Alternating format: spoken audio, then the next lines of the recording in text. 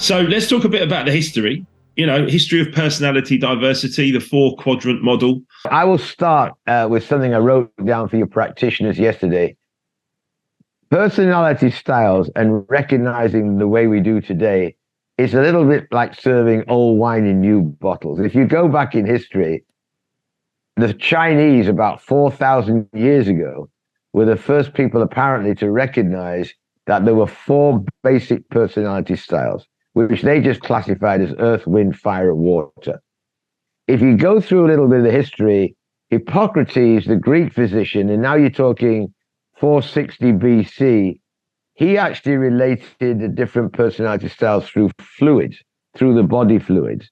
And then Galen, in about 129 AD, following kind of Hippocrates' theory of temperaments, he actually went to the different fluids, which were melancholic, phlegmatic, optimistic, and choleric. So again, breaking it down into the four.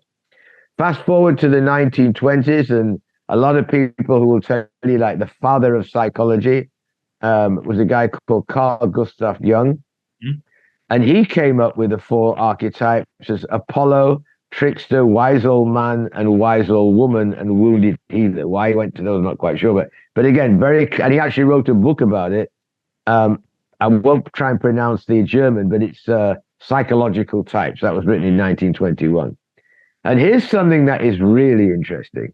And I just found out this yesterday. I'd never actually known before. A lot of people, and you've had it already, Mark, will come to you and go, oh, you've got the E-colors? Well, we've done Myers-Briggs. What I did not know until yesterday is Briggs and Myers actually create, I'll read it for you because I got it. Briggs and Myers began creating the MBTI indicator during World War II in the belief that the knowledge of personality preferences would help women entering the industrial workforce for the first time identify the sort of wartime jobs that would be the most comfortable and effective for them.